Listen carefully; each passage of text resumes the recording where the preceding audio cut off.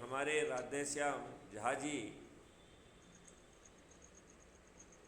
जो कि प्रणाम 26 सर। अप्रैल को जुड़े थे और आज जो है काफ़ी समय हो गया है उनको जुड़े हुए।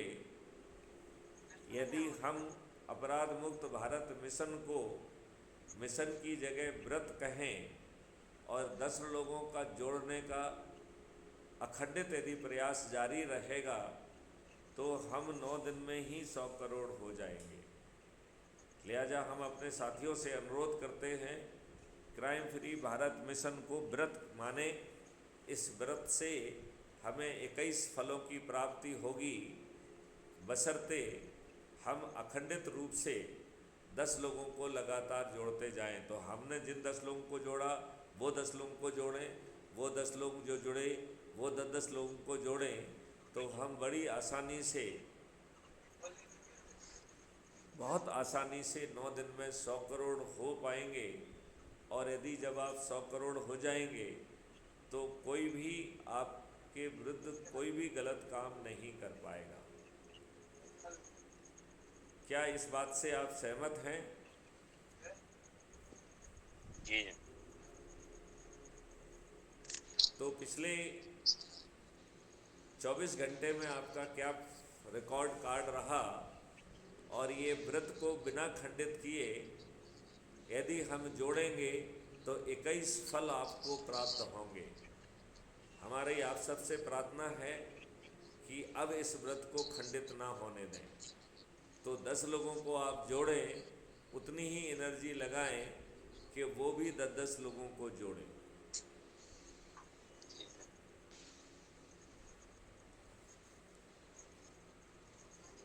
तो हेमराज मालवीय जी, ज़रा आप मुझे अवगत कराइए कि आपने पिछले 24 घंटे के अंदर कितने लोगों को जोड़ा है और आने वाले 24 घंटे में आपकी क्या रणनीति है।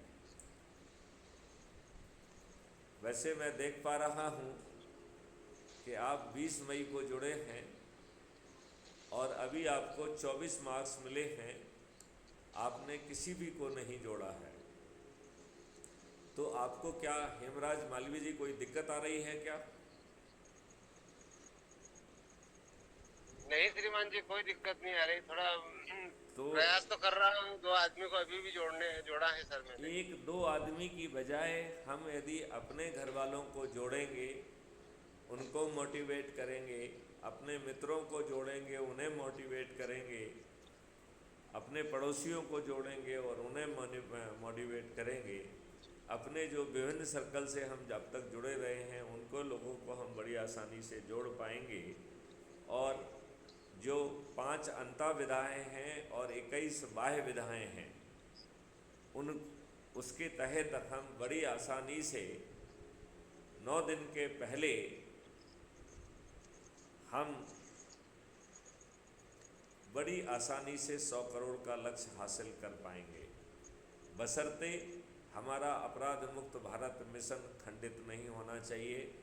और हम जिन 10 लोगों को जोड़ रहे हैं उन्हें भी 10-10 लोगों को जोड़ना है।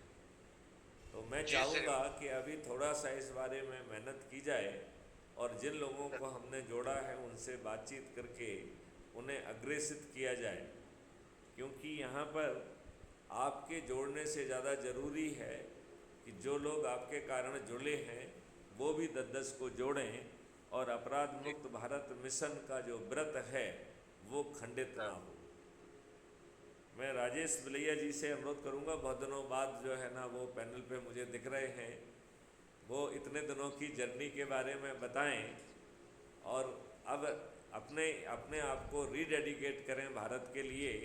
और भारत अपराध मुक्त भारत मिशन का जो महाव्रत है जो कि 21 फलों का देने वाला है, ऐसे व्रत को 10 लोगों को जोड़ने वाला जो हमारी अखंड शपथ है उसको जरूर हम जो है पूरा करें। राजेश जी बिलैया। जी जी जी। सर कल हमने 3 लोगों को जोड़ा है मिशन से और अभी तक कुल 129 लोगों को जोड़ चुके हैं। तो जोड़ने का सिलसिला जारी रखेंगे और लोकसभा चुनाव की घोषणा होने के पूर्व तक सर 1000 सदस्यों को आप जो जोड़ने का है चुनाव को भूल जाइए।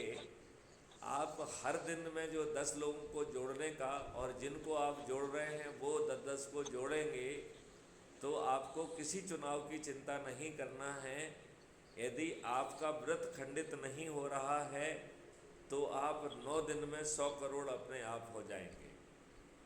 और जी जी मेरा जी उसमें अनुरोध है कि इसके लिए आपको 5 अंता विधाएँ और 21 बाह्य विधाएँ दी गई हैं। मेरा विश्वास है कि आपने ज़रूर उसे समझ लिया होगा। और 21 बाह्य विधाओं के तहत हम बड़ी आसानी से लोगों को जोड़ सकते हैं। इन बाह्य विधाओं से जुड़े हुए लोग जहाँ पर भी हैं, हमें वहाँ पहुँचना चाहिए। यदि हम वहाँ पहुँचेंगे तो बड़ी आसानी से हम उन्हें जोड़ पाएंगे। हर व्यक्ति के पैर में बीमारी फटी हुई है, लिहाजा जहाँ पर ज़्यादा कष्ट है वहाँ लोग बाग अपने ही किसी जगह को क्रिएट करें और उसे अपराध मुक्त भारत मिशन का कार्यालय घोषित करें। अभी 2-3 दिन में हम वहाँ की स्टेशनरी और सेक्शन 39 CRPC के तहत लोगों को राहत दिला पाएंगे। और उसमें ड्राफ्ट में नोट में ये बात कही गई है कि यदि सरकार नहीं जागी तो वो आर्टिकल 356 के तहत बर्खास्त होगी। यदि अभी मोटी खाल के लोग उसे बर्खास्त नहीं करेंगे तो 2024 में अपराध मुक्त भारत मिशन ऐसी सभी सरकारों को बर्खास्त करेगा। और जो अधिकारी अपने पदीय और विधिक जिम्मेवारियों को पूरा नहीं कर रहे हैं, ऐसे अधिकारी आर्टिकल 311(2) के तहत समरली बर्खास्त कर दिए जाएंगे। लिहाजा मैं अपने सभी साथियों से विनम्र अनुरोध करता हूं, जो प्रशासन के किसी भी ओहदे पर बैठे हुए हों, आप जो विधिक आपके ऊपर जिम्मेवारी है उसको पालन करिए, अन्यथा यह आपके लिए बहुत ही महंगा सौदा होने वाला है। मैं चाहूँगा कि आप जो है इसे अपने ऊपर ना थोपने दें। और ये सरकारें जो संवैधानिक जिम्मेवारी का निर्वहन नहीं कर रही हैं, वो सरकारें आर्टिकल 356 के तहत ढह जाएंगी। राजेश भलैया जी, आप मुझे बताइए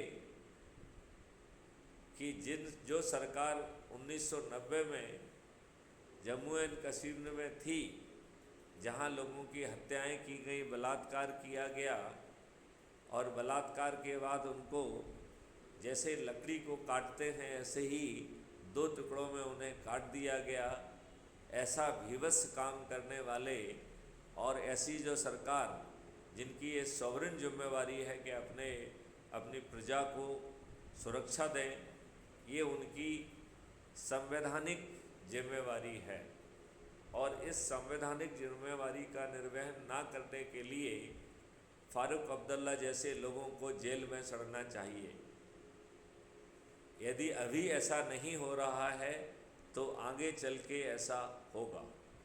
मैं भलैया जी से चाहूँगा कि वो अपनी बात रखें और इस व्रत को खंडित ना हो, यह ध्यान देने की कोशिश करें।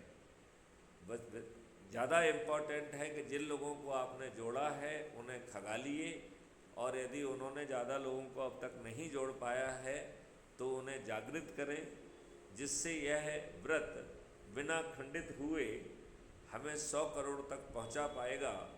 और हम 100 करोड़ तक पहुंचकर 10वें दिन जिन मुद्दों को उठाएंगे, ना तो राजनेता और ना ही प्रशासनिक व्यवस्था में बैठे लोग उसे नज़रअंदाज करने की स्थिति में होंगे, तो आपको कुछ राहत तो तत्काल मिल जाएगी।